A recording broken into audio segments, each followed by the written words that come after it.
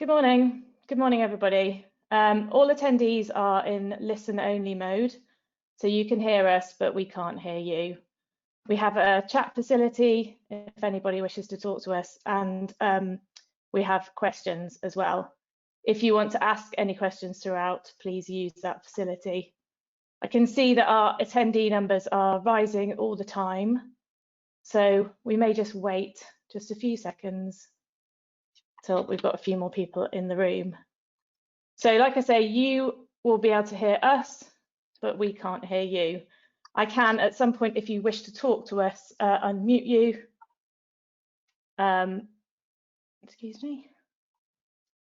But yeah, please use chat, probably use questions.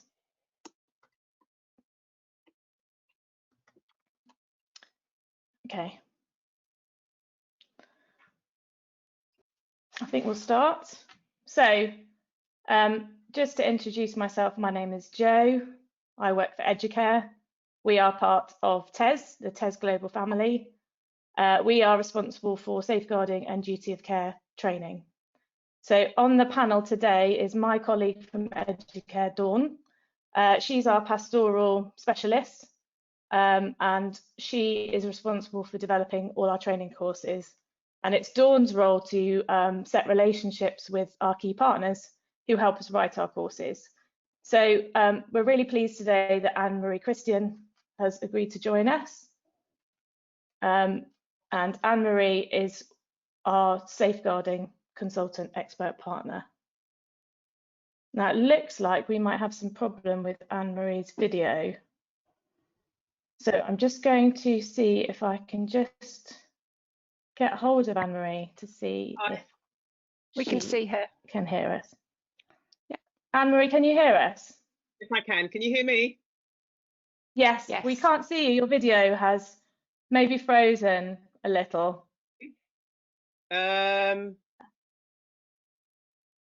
we've just had a message come through and says, Jo, I think it might be you because I can see it, and we've just had a message come through to say that they can see as well. Everything's working fine. A couple of people. Fine, that's great. I think it might be me then. Okay, so obviously this is live and I'm broadcasting from the countryside, so my Wi-Fi isn't great. So anyway, I'll carry on and we'll progress. So just to set the scene for you as to why we've invited Anne-Marie here today, EduCare work with a whole network of expert partners, and Anne-Marie is one of them, helping us with our child protection course. And she in particular is helping us make sure all the information is up to date and we're reflecting the latest good practice, particularly with the role of the DSL. So Anne-Marie works independently from EduCare. She is a safeguarding consultant, and this is our first session in our Ask the Experts webinar series.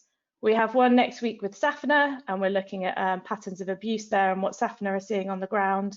That's the School and Public Health Nurses Association. Then we're moving on to changing nature of exploitation with our partners at NWG. And then we have one in the week before half term with Winston's Wish, and they're going to cover bereavement because we know a lot of people need information about bereavement, unfortunately, at this time. So Anne-Marie, if you would just switch on to the next slide for me. And I'll just cover some housekeeping. So Anne-Marie will start off, Dawn and I will go off camera, and Anne-Marie will start off giving a short presentation. If you wish to ask us any questions, please do so, and we might just interrupt Anne-Marie as she's presenting, just so she can answer any questions that you have there and then. But then we can do a much longer Q&A session at the end, and all of that will be out through the questions box that you should see on your screen. We are recording this session, and we will be sending recordings out afterwards, and they'll be available on our website to request and download.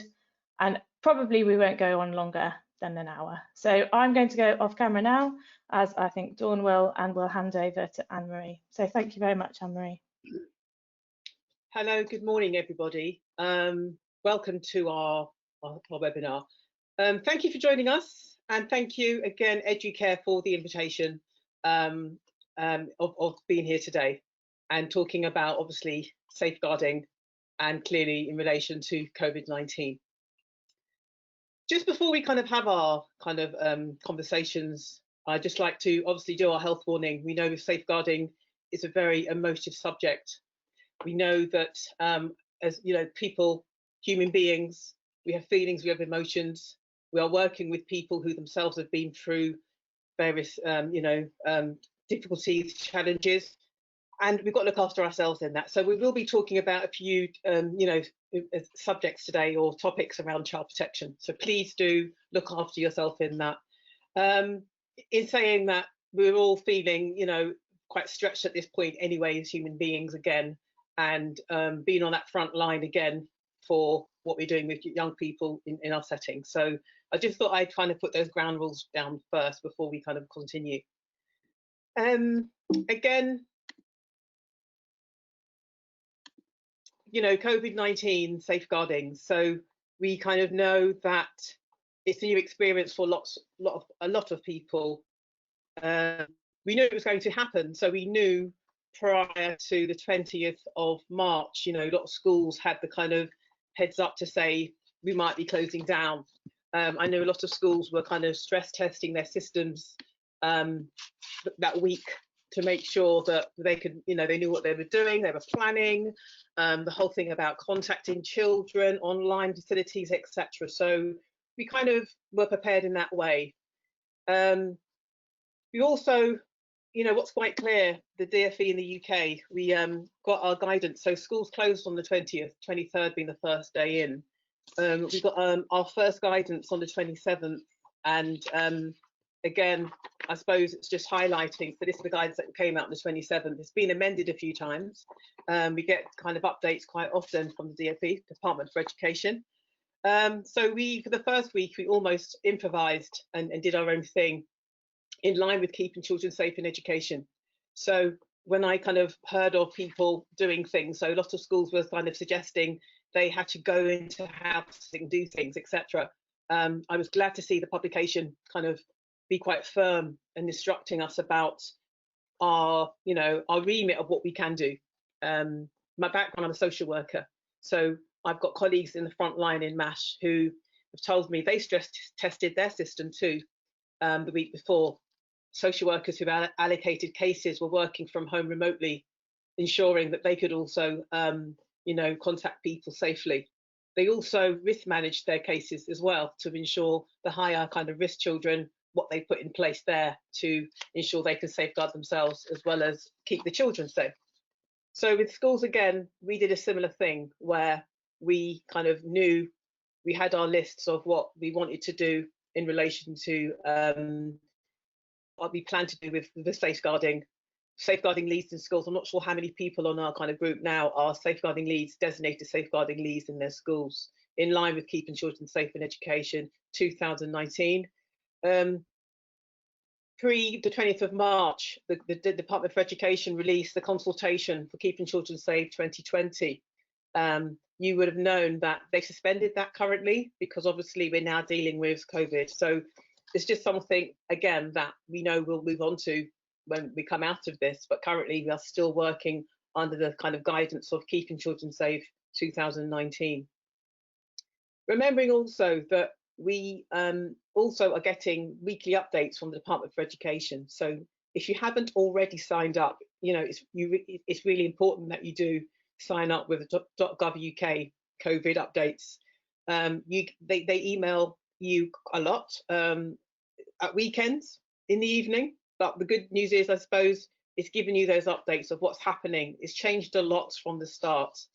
And also we know we get the updates from the media again in relation to cases, etc. So in balancing that, as human beings, we go to do our day job in your safeguarding role, in your role of working with children. We switch off and become ourselves, as we know, after certain hours. We're still getting those COVID-19 updates. So it will impact on our well-being. And it's important that we feel safe within ourselves and also our well-being, because we will feel overwhelmed at times. In all of what's going on now with COVID and safeguarding, we have to remember our professional boundaries and our professional judgments we're making. So I'll introduce this guidance. It came out I think last week. It's about safer working practice, and I'm going to talk about that when we talk about policies. Again, after our presentation today, there will be links to all of the stuff, and I think I sent this to you anyway in your pre-reading.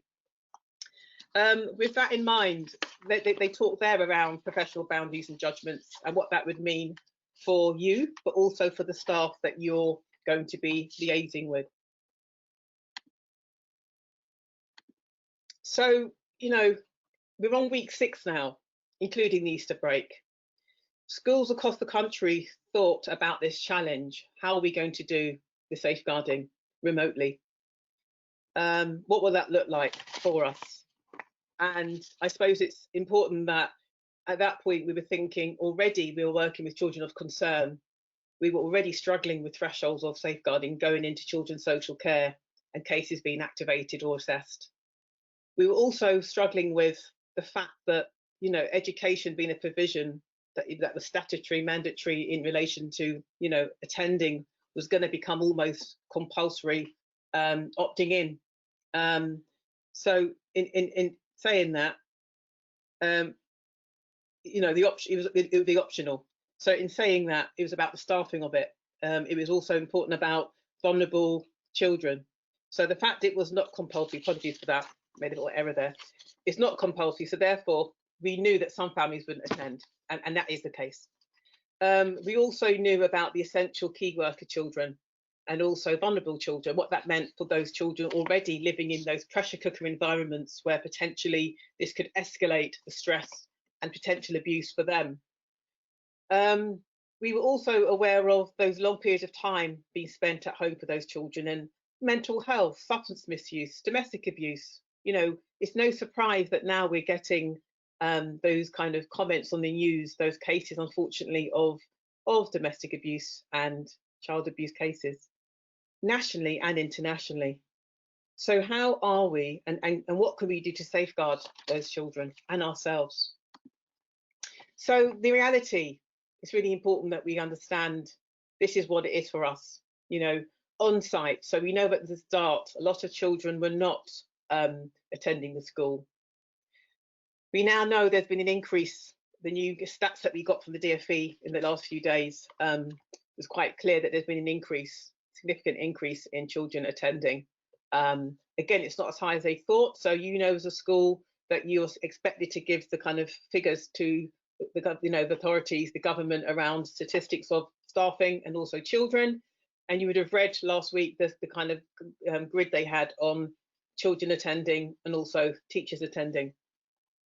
So we kind of know the on-site, the risk assessments to be done, and how at first we had to upskill staff, but also be mindful of hygiene, you know, where you're using the school, what rooms you're using, you know, health issues for children and for staff, and increasing the kind of cleaning facilities with that kind of stronger, you know, disinfectants, etc.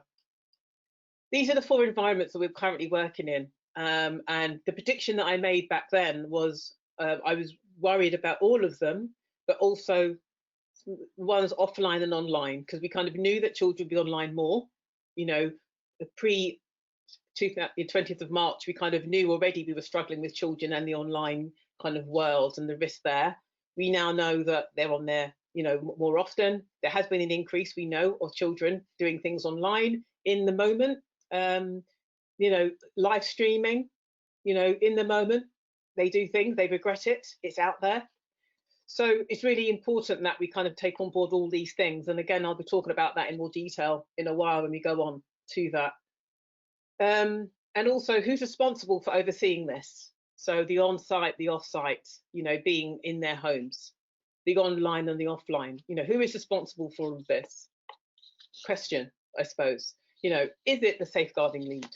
Is it the head teacher? What about governance? Are they involved in any of this? And parents, where do they kind of fit into this in relation to their responsibilities in safeguarding? Or actually, is it a bit like working together and also keeping children safe, where we clearly say it's everybody's responsibility? So it's an interesting comment I've just made there, because the reality is it starts with the safeguarding lead, hence it's the designated safeguarding lead for child protection and safeguarding. And then also we bring in senior leadership, governance, and the head. And in that, we also take on board the whole school approach. So with that in mind, we're going to talk about all these kind of, you know, factors here in the kind of discussion we're going to have in the next 25 minutes. So we're going to focus on these three things. There's lots to talk about, but I'm going to just highlight the key things that are coming out in relation to these three. And again, with the questions we can have after questions and answers, is there anything else you want me to kind of touch on? Please use the questions tab, and then we can have that discussion. I'll start with the role of the safeguarding lead. You know, first of all, I kind of say that we were clear about availability to staff. So we kind of know that the DSL, the designated safeguarding lead, is the person who initially would kind of plan, work with the safeguarding team, the designated safeguarding lead and the deputy safeguarding lead together in relation to who we worried about, who's going to be making the contact, and what does that contact look like. With that, again, the same kicks in. So when the DFE came out on the 27th, it was very clear around availability should look the same. You know, your policy would be amended to ensure that staff know that they should still be reporting concerns to you immediately. So if the safeguarding lead cannot be on site, then they'd expect the senior leader to be on site who can access child protection files on behalf of the safeguarding lead. It's important also that staff, young people and their families, and you know, and parents, etc., also know how to share a concern, whether it's about themselves, about someone they know, or generally about practice that's going on currently within our environments. So the safeguarding lead is really important in this part here, because it's about your children of concern. We know sometimes they don't meet thresholds. The silent child who you're still worried about and you're concerned about how they're going to communicate. So it's really important that at this point, I know you planned really well on who was going to contact. Will it be weekly? Will it be daily? Is it via the parent, depending on the child, depending on the language, EAL, English with, you know, second language, again, for those families who don't understand what we're kind of communicating.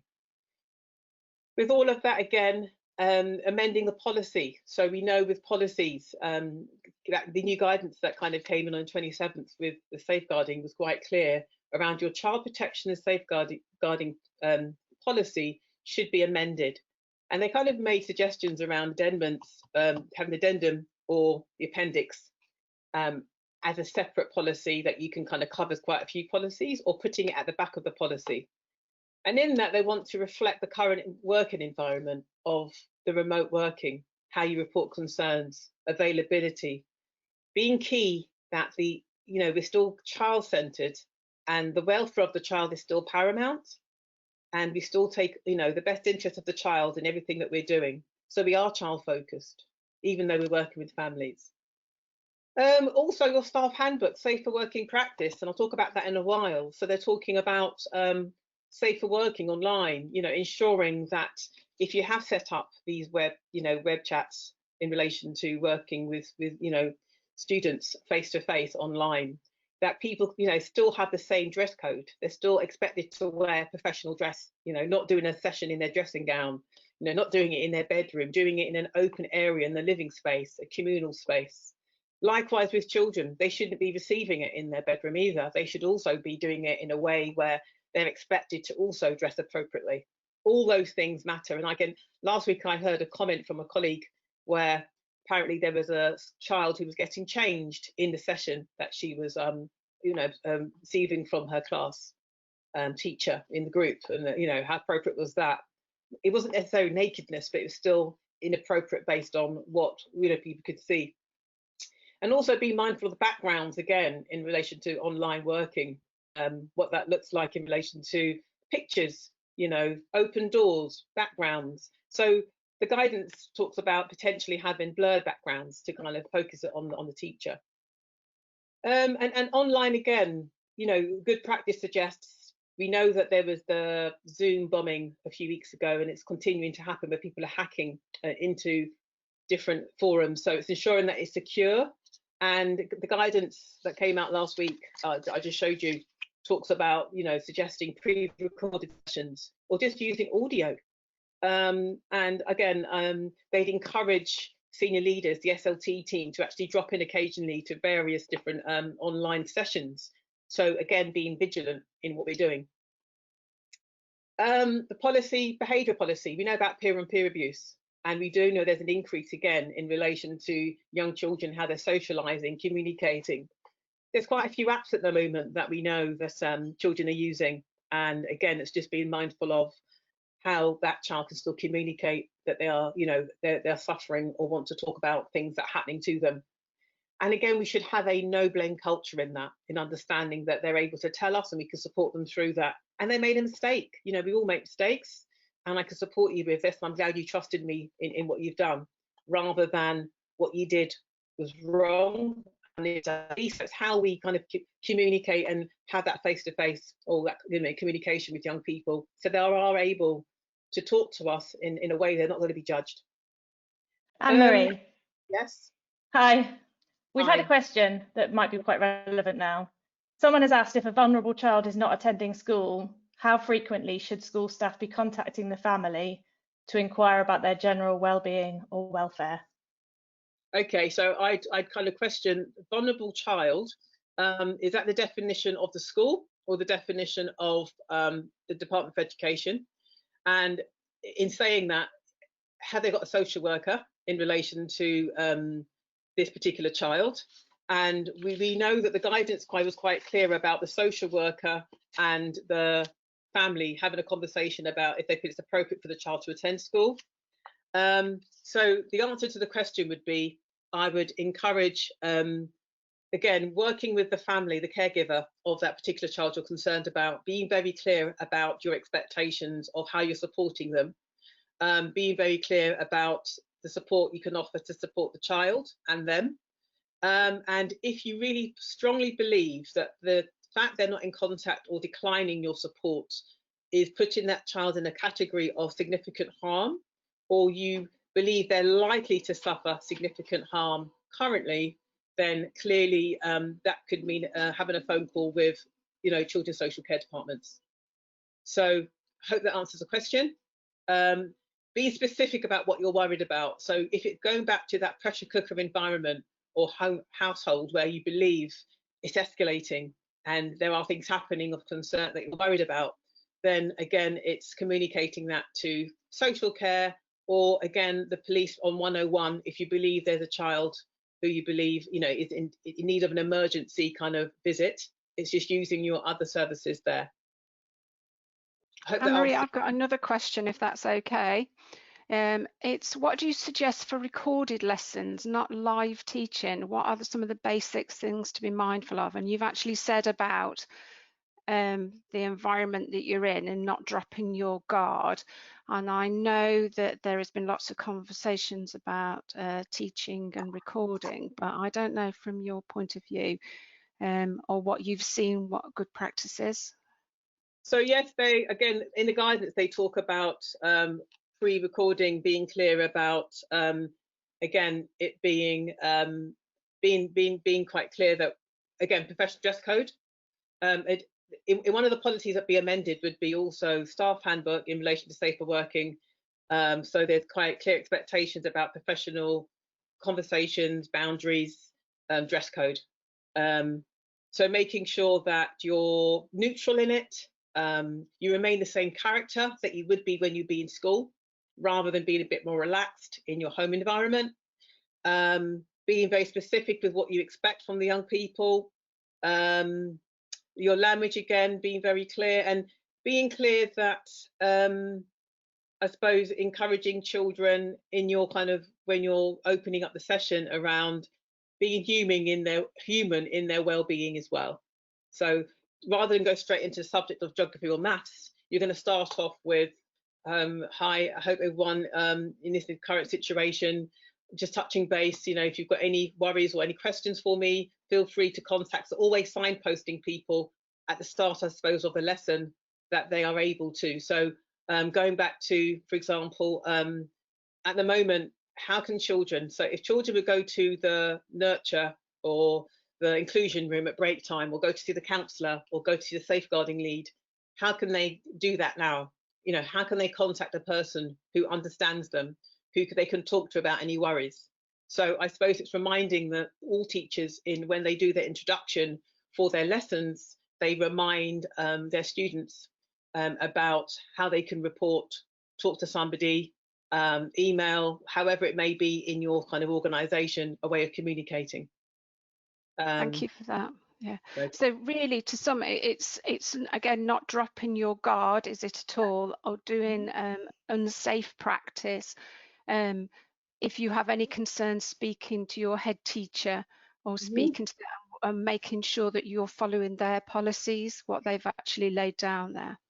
And also timing, so making sure it's not evenings, you know, so if you are doing anything, making sure that you're doing it again within the kind of work day, you know, and again, ensuring that SLT at any time, if they wanted to, could actually quality assure any of those sessions. So in this, again, not getting too personal with people, you know, so we always know about not sharing personal information. So you wouldn't expect a teacher to break down and say, actually, I'm feeling very overwhelmed. There is a level of, you want to reach out to be human as well, I get that, but you don't want to be seen as vulnerable, because obviously then you're exposing yourself in some ways to the children. So it's keeping that professional boundary. And if you believe that you are not coping and you might well up or potentially break down in a session, then I suppose it's protecting yourself in having that break to say, okay, we'll get back to you students, or coming off camera, we'll have a break, get back in 10 minutes. So I think recognizing as human beings ourselves that at any time we can be overwhelmed in when we communicate with children, and looking after ourselves. Thank you, Anne-Marie. So policies, I suppose it's just the child protection, staff handbook, behaviour policy for children, and your acceptable user policy and online safety, making sure they're all amended in line with a lot of what we've just discussed about in relation to young people reporting, professional judgments, dress code, online, and all the other things that go with that. You know, like what Dawn just mentioned about how do young people report concerns. So some schools are using apps, some schools are using their website, or when they log in, there's a report it button. You know, having on your landing page on your website, you know, tell me at St Giles School, whatever it might be, rather than having the safeguarding lead's name buried in a policy under the policies tab. So being available and accessibility is really important at a time like this, that child who's unable to say something can. Ensuring that, again, under the making contact with children, you know, daily, weekly, what time you're calling, who you're communicating with. For the teenagers, again, how you're doing that. And so for some schools, if you have to use your own phone, then obviously you've held your number and dial that kind of number you do before you expose your number. Can't remember it now, I think it's 141, but something like that, where you withhold your number and calling. The 4 R's are still about, you know, recognizing, responding, reporting, and recording. So ensuring that you are still using your school system, that you will still use, and you're informing the safeguarding lead. You know, for all staff would be instructed of what they're looking out for. So some schools did almost scripts of what they should be talking to their children about. So some schools delegated class teachers to various children. Some schools delegated the vulnerable children to the safeguarding lead or the pastoral care team. I'm hearing good news that a lot of schools who delegated the right appropriate person who already had an existing relationship with that child or family have had disclosures since the 20th of March. So that's good practice that I've seen, and it's really reassuring that that consistency and understanding has still encouraged children to say things even though they're in that environment. Again, thinking about who's supporting you if you are the safeguarding lead, you know, your leadership, the governors, and generally the pastoral care team, again, in how you communicate. And safeguarding supervision and support for you. So if you have got cases that you're really worried about and don't know where to go, who do you talk to actually kind of sound out your concerns around thresholds?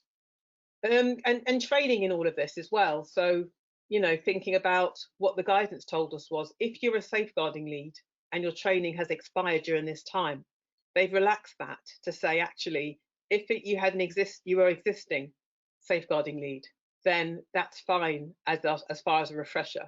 But what we can't have is people that are not trained to be that person. So you can't be a person who hasn't been safeguardingly trained to be in a safeguarding role in this current situation. So if you're exhausted in having, for example, your deputy safeguarding lead has now gone into isolation, and you have no deputy, then you have to be exploring who else is safeguard lead trained. And then they're also encouraging you that you might need to go to maybe a neighbour school or one of your cluster schools to potentially get support in how you can get, if there was that kind of conversation around no people available to do that. Again, staff, again, in the contact are reviewing children. They're ragging it. Every Friday, I suggest that you rag according to red, amber, green. Circumstances are going to change on a weekly basis. So some families that were coping well last week might not this week. And being mindful that in social care, cases have been stepped down. Some of those children who need cases have been stepped down. And if they've been stepped down, they'll be stepped down to you in the school. And then what does that look like? What does early help look like now, currently in lockdown? What does that look like for you? So I'd advise you to go back to social care and get advice on that. We know that there was a delay in young people going to A&E. We know that there's been a decrease of referrals to social care on the front line, because obviously schools being that front line, seeing children often, are not making those referrals. So we're expecting a spike in referrals when children go back eventually, in what we're saying. So I suppose it's important that we kind of reassess and ensure we are still communicating with social care, because you as the school, if it doesn't meet the threshold, it's going to go in as a chronology, as information, intelligence on that family. And then, as time goes on, it builds up. So if the child goes to A&E, there'll be more information, potential police call out, more information. And then you get a picture of what's actually going on for this family. Vulnerable children, is defined by the guidance, but also we know thresholds are very high. So we also know that potentially there could be lots of children who warrant potentially an investigation or an assessment of some sort in social care, but because of the increase in thresholds generally with the frontline social workers, we know they are going in on the front line, and we know the allocated cases in the other teams away from the front line, i.e. MASH, are working remotely. So it's just knowing that we still would operate the same way. Section 47s, child protection investigations, are still happening, but obviously in isolation with distancing, etc. So do not change your circumstances in how you communicate to social care. That is still the same. Be mindful of our kind of cases we're worried about. Here we've got children open to social care or recently closed. We know about the 3-month rule. If you don't know about the 3-month rule, if a case was closed, like today being the 29th of April, in that particular team in social care, you've got until the 29th of July, I got right, April, May, June, yeah, July, where you can go back to that same team, to the same social worker, to say, there's something else happening, and then they will talk to you about what they could do. After the 3-month rule, you have to go back to the front door, be in children's social care. So we call it the 3-month rule, and I'm just making sure that when you do get the notification from social care about cases being closed, that you are aware that you've got within those 3 months. So I always encourage you to go back as soon as something, is being closed, but you're still concerned about something, go back. In my experience as a social work manager, that works really well.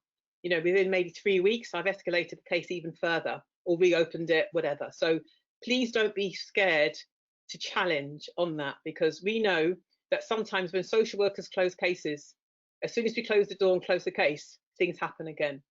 Or the things they hid from us in the assessment that continue. So don't be disheartened by the fact that it's closed. It doesn't mean anything. It just means it wasn't discovered. So when we close cases, we often say there are no longer safeguarding concerns, or it can be managed in a certain way. If you really believe that's not the case, please be vocal in that and be specific in it as well. With the, obviously emotional, behavioural, domestic abuse, mental health, all the other things that are going on, We know that pressure cooker environment, like what we said, what that means. Again, the reality is in all of these factors here, if you believe, going back to the definition, that this child is likely to suffer or is suffering significant harm, we need to notify social care. And if you really believe it's an urgent matter, we ring 999. So be specific. And again, when we're closing, engaging with families on those cases or step down again, that being close to social care, we are very clear about what we'll be doing in continuing that kind of plan, the child in need plan, but we're doing it under an early help plan, or offer, and we'll be still communicating with you. We'll be supporting you. We'll be liaising with other professionals, etc.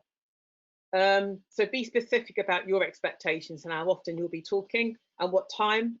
Let them know that, you're still being in communication with the social worker if you have to. So they'll know that the social workers closed the case, but they're still available to you if you need some advice and guidance.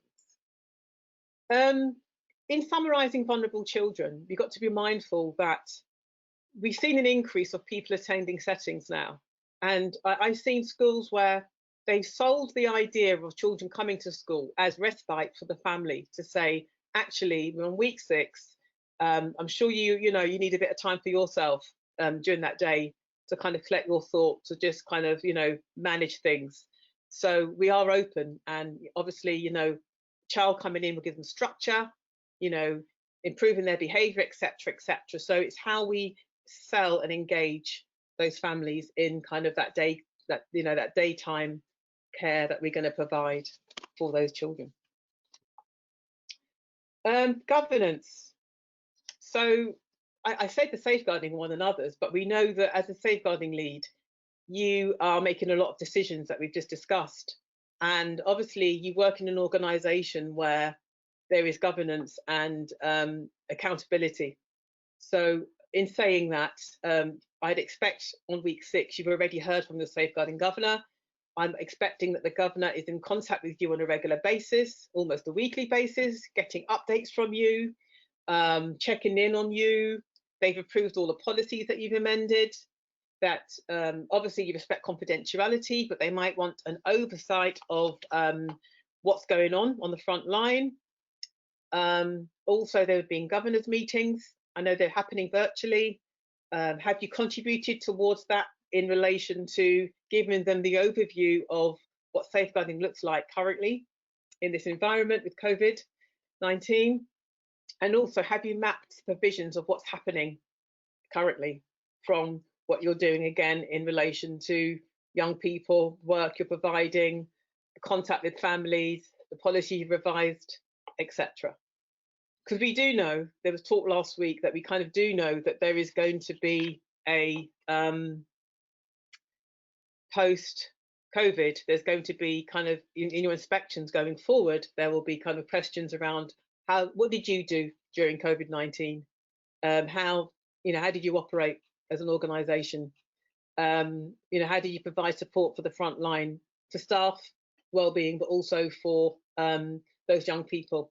So it's important that everything you're doing now, we have got records of, to ensure that we are prepared for post-COVID, but also strategically, they need to also be aware of what's happening on the front line and giving you that support too. So again, your well-being, and being mindful of staff's well-being too. Through your HR department, are you currently looking at how you're supporting the well-being of staff? Some of the staff being those adults at risk living in environments, again, those pressure cooker environments. And also safe recruitment. So under policies, allegations against staff, whistleblow, but also how are you recruiting currently? So we're on week 2 from the Easter break. You would have had the new staff maybe starting last week. What did that induction look like? All those things need to be thought of in relation to safeguarding, the role of the safeguarding lead. These are people, bear with me, people you would have interviewed, months back, who you haven't seen them in practice. So are they the new teacher who is actually online with those children?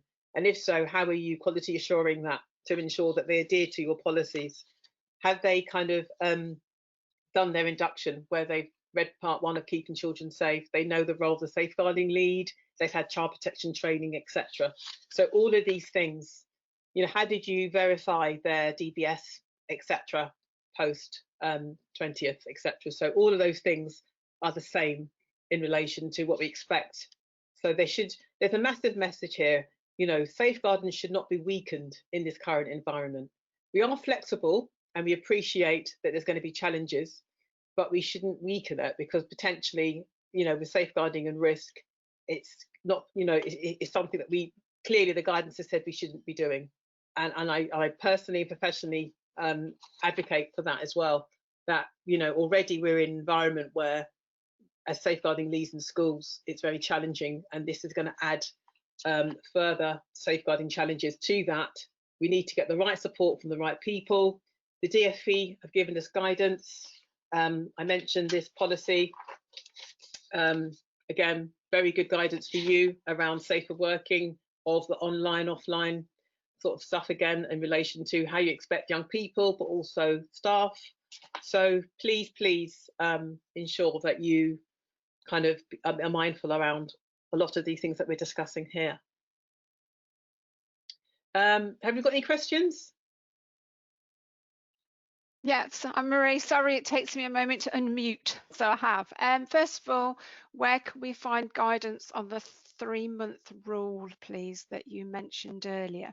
So maybe it's a good idea that we then actually put those together and send them through, because yeah, that would be helpful. Some of you might remember post Climbié, the naming report, there was a lot about Every Child Matters agenda. We knew about then, and we had the Pan-London Child Protection Procedures. They are still online.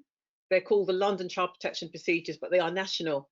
And that's my go-to place in relation to national guidance. They're revised every 6 months. And on there somewhere, and I will find the bit and send it to you guys, to EduCare, of that 3-month rule. But I knew as a social work manager from the start, and I've been qualified 24 years, that I always knew that that was something that as a manager in the last, say, 13 years, that was my responsibility to ensure that I heard new information on existing cases that were quite familiar to my team, that I could then, you know, engage with. So what we do is we don't do a new assessment, we update the existing assessment and find out if there's anything, you know, what else has changed the circumstances of it.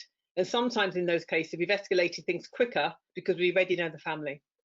So I definitely would encourage you, and yes, I will share that, not a problem. Thank you. Another one, what apps do you recommend to report peer-on-peer abuse? Okay. Would that be more about your local safeguarding partners and following your normal policies? I know. So if you think about reporting abuse, you've got the, I know the Internet Watch Foundation spoke, they've been talking a lot about people who are posing a risk to children and how they're at the moment having on the dark net talking about what apps they can go in and what games they can go in to potentially groom and exploit. So with the whole thing around peer-on-peer, you know, another thing I suppose in adding to that is, are you using your student council currently in communicating with their peers about concerns? Secondly, contextual safeguarding. That's a massive factor currently, again, in relation to posing a risk in other areas that we know from Dr. Carleen Furman. And with peer-on-peer abuse, sometimes it's their friends that are doing it to them and they don't recognise it as harmful, and them being kind of the victim in all of what's going on. So going back to, again, what you just said, Dawn, about them telling someone in a way they're not in trouble, they've made a mistake, or they just want to tell someone something about something they feel uncomfortable about. So again, it's some schools have created their own WhatsApp kind of forum where people can go online and report things to the school, to the safeguarding lead. So I know a school where they've created their own WhatsApp style that goes to the DSL, and the children have the choice to do it anonymously, or obviously there's an ID anywhere somewhere in there, but it's worked very well where they're able to get the intelligence of risk in certain areas or certain friendship groups to staff who then staff go in and deal with it sensitively. So it's just having something where you're encouraging children to tell you things about their environment or their friendship groups in a way where we know children snitching and all the language they use. So we're doing it in a way where it's about they should have respect. So we're going to be being proactive in it, in all the materials that we use in all of our resources. It's about empowering children to know they've got rights. I know Keeping Children Safe and Working Together have a child's version for young people. I've got it on one of my shelves, but I'm not going to rush and get it, but I will send it again on the link after to EduCare.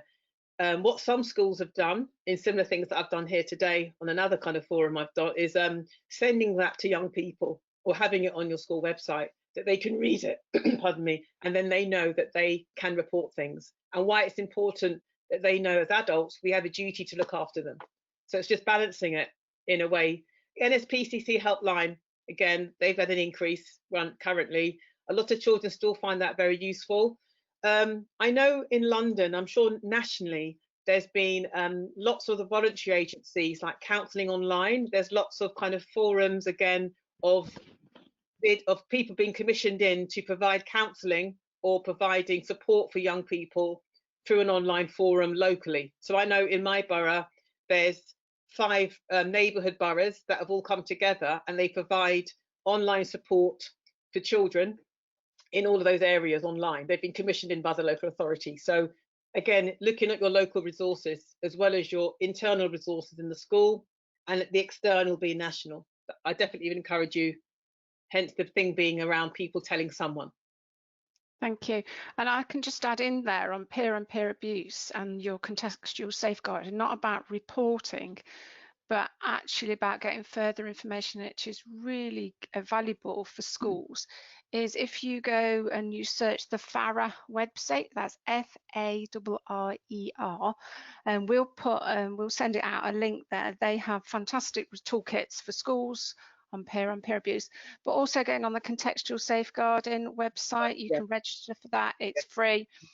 Just search contextual safeguarding and they send you quite regular updates on that. So it's actually, you know, what you should be looking out for in when we will be running back to normal, but I'm sure they're covering stuff now as well.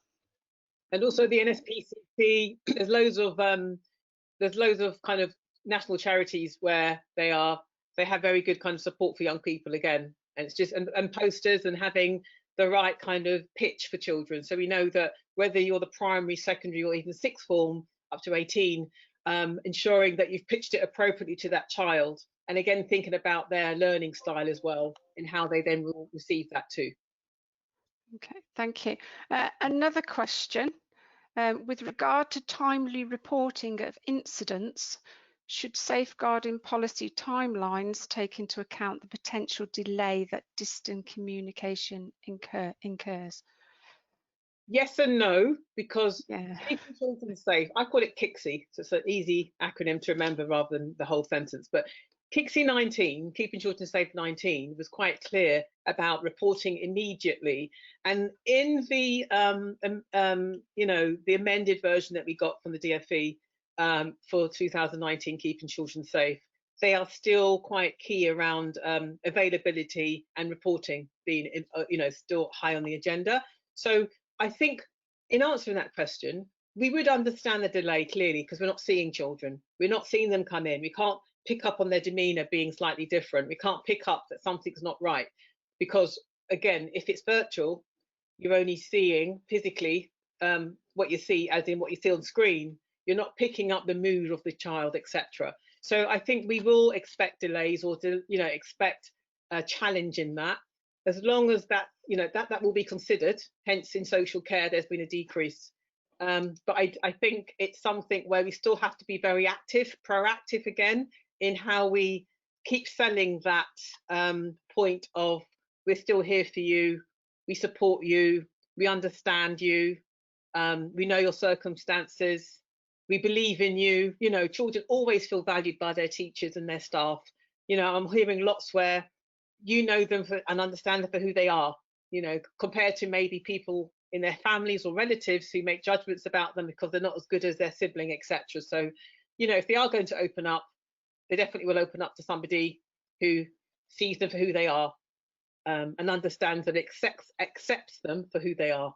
So it's just how we kind of get that really child-centered approach to a point where they know that we're listening and we're here. Okay, thank you. Another one regarding concerns: should school staff be completing home visits if we have had no contact, or should this be passed on to social care? Quite a difficult one, I think, and that's been going backwards and forwards, isn't it? And I think, So I think we had a quick chat about that before. So yeah, when I heard that post the 20th, sorry, pre-20th, for me, I was kind of thinking, well, would you normally do a home visit as a school before the, would you have normally done a home visit to us if you worked in a school? Would you have normally done that? Social workers, we do visits all the time. We do child protection plan. We do two visits a month, one announced, one unannounced. So I'm familiar with home visits. We're trained in a way that when we go to home visits, we know what to do, safer working, reporting, etc. We can look in fridges, we can go in bedrooms, etc. School staff, I think, in that environment, unless I know in early years they do them sometimes when kids are going to reception area, etc., to get to know families, and they're done with 2 people.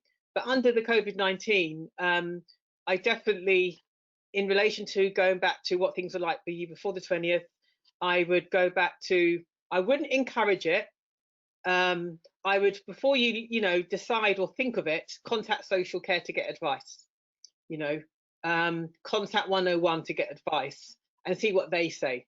Because I think it's what we said before, isn't it? It's not dropping that guard. You still have to follow keeping children safe in education. You shouldn't be putting yourself at risk at all, as well. And speaking to your DSL or speaking to your because social workers, police officers, we are a statutory agency, so we have powers. We can do things like ring the police, get them to come down, ask questions, like I just said. But schools don't have those statutory powers. You are a relevant agency when it comes to working together to safeguard children. You work with the safeguarding partners, but unlike health, police, and social care, legally there's no particular statutory powers, which means, do they have to open the door to you? No. Do they have to open the door to social workers and police? No, but if they don't, there's a consequence to that. Likewise, if you were there and you put at risk, I suppose, again, it's just, I think, going back to professional boundaries and following the same guidance. And I know a lot of schools have got massive hearts.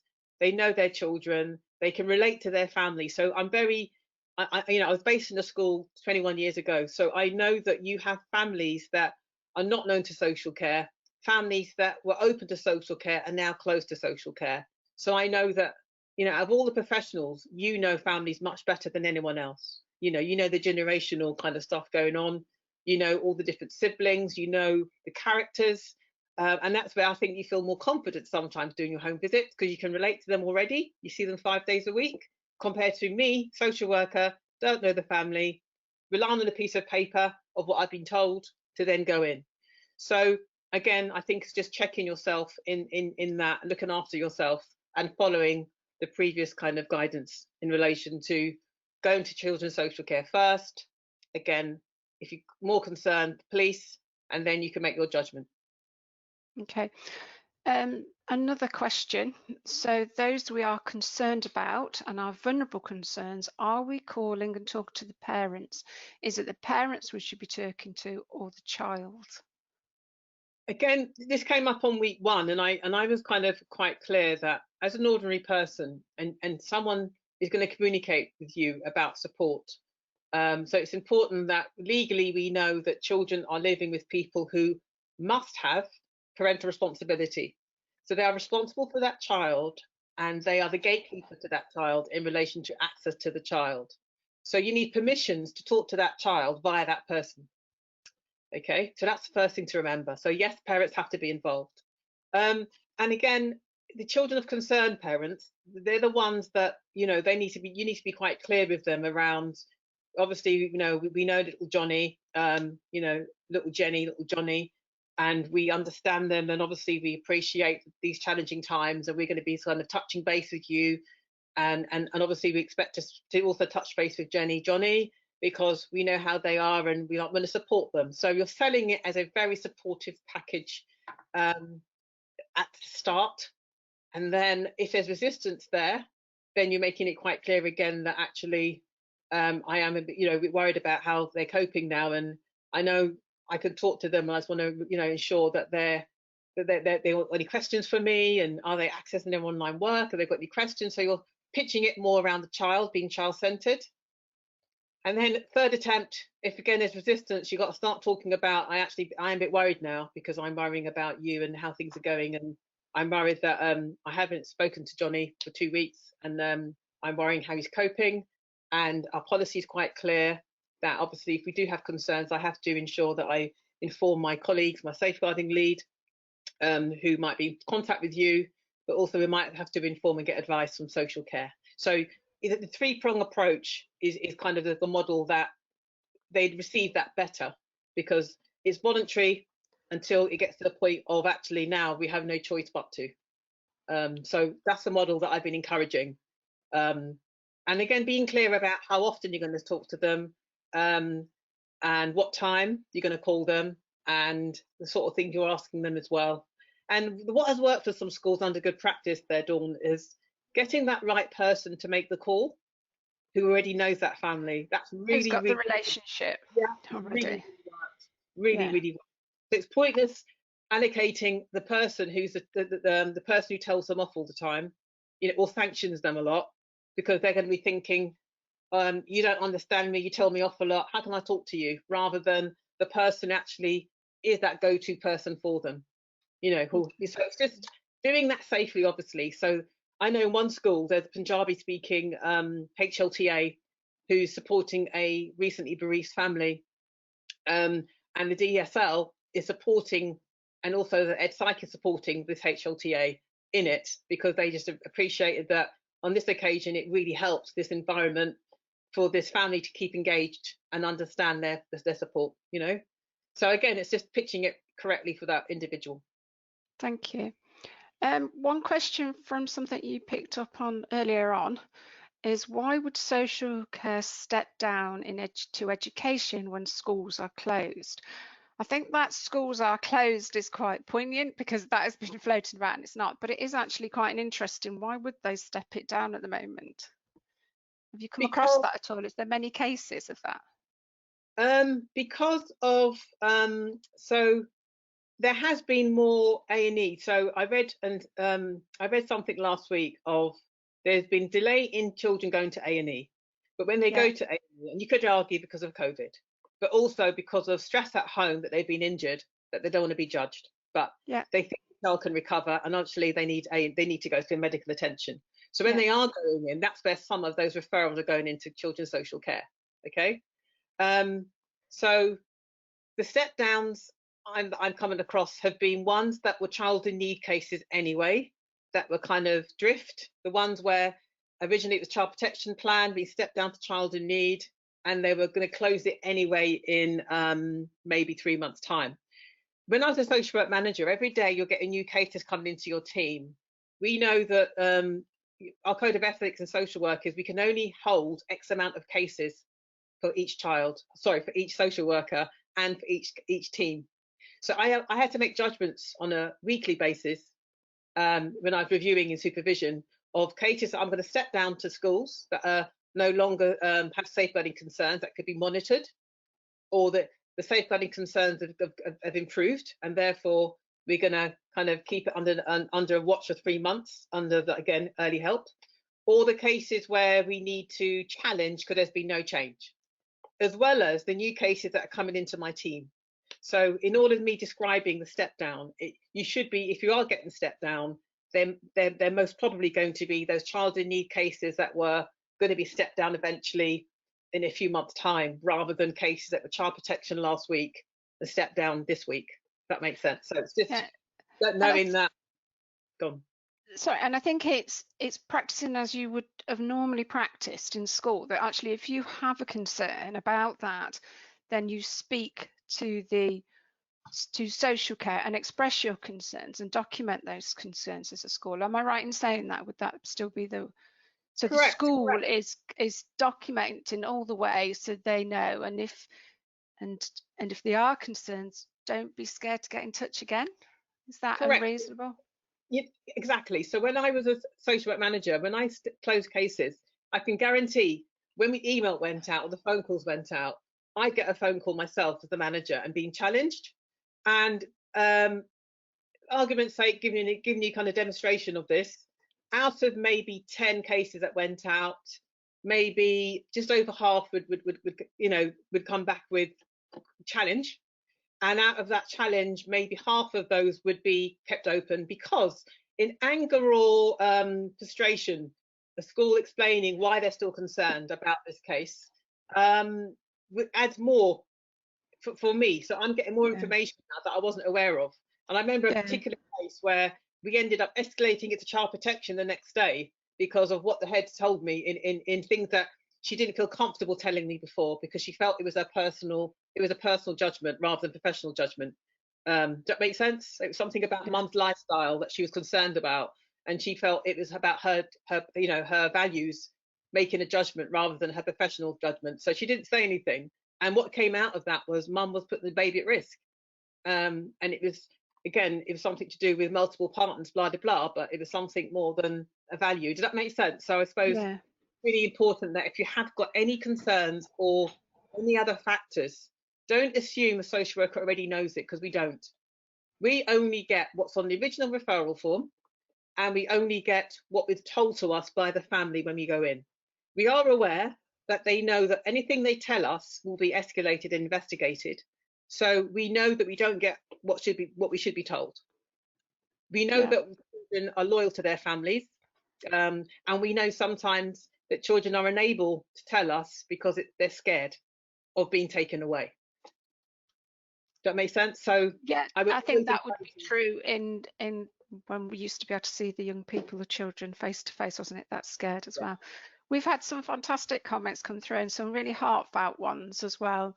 It's very, very clear that people are experiencing very difficult times at the moment, and they're doing their best. I can see that completely. People express the concerns that they have tried to get in touch with social workers and police, and the alternative provision is obviously stretched, so that's a real concern. And that they on the contacting social workers, because of the high increase of agency staff, which is still the case, I'd encourage you to always liaise with a manager, because managers stay in post more for longer, and they tend to be permanent compared to frontline social workers who are agency. Okay. I think sometimes it's just quite hard, isn't it? That's the thing, and I think it's just you have to express. So there has been some fantastic comments.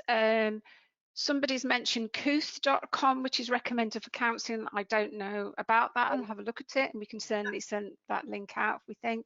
Others have been advised by the ALIA that they're not allowed to use by WhatsApp to communicate. That is not a surprise, and I'm very pleased to know that that's the case.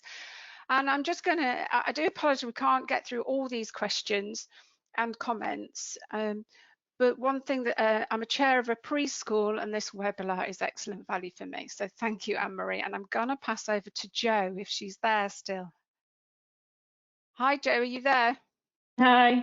Yeah, I'm here. Thank you, Anne-Marie. Thank you very much. So my email is there if anyone wants to contact me, and that's your slide there. Thank you. Thank you very much. So we've recorded the session. This is our first session, so I'm just going to see how the Q&A works and if we can do anything with that afterwards, and write any transcripts. So as we get used to this technology, we'll see how that works. Anne-Marie, that was so brilliant. I've been watching the numbers. We've stayed so high throughout the hour, so it just shows, you know, what a fantastic subject that is, and obviously how brilliant you are speaking. Thank you very much. So thank you very much. We are trying to run these sessions. They're all completely free of charge, all with the kind support of our expert partners. So they will be continuing throughout May. We're currently booking ones into June, although you know, we're just going to keep going. Anne-Marie wants to run one for international schools as well. So we're currently talking about that on the 3rd of June, I believe. 8 o'clock in the morning. It's 8 a.m. So please keep an eye on our webpage, which you can see there, /Ask the Experts. We're going to be doing bereavement, we're going to be doing online exploitation. We have just spoken to Carmen Ivana, who might do something on arranged marriage, forced marriage, and honour-based abuse. So it's changing all the time. Our experts are just, desperate to help, and everything will be provided free of charge. We are also providing some of our own courses, just all free, to help everybody as much as possible at the moment. So our contact email address is there. You can find us on Twitter. If you have any questions, please do so. We'll now email everyone who attended and everyone who didn't attend with a link to the video, and we'll include Anne-Marie's guidance that she shared, and we will try to send a summary of the questions if we can. So that's everything. Anne-Marie, thank you again, and Dawn, well done for going through all those questions. They were pretty lengthy, so thanks everybody. Okay, we'll see you soon. Bye-bye. Thank you. Bye. Thank you. Bye. Are we staying on here?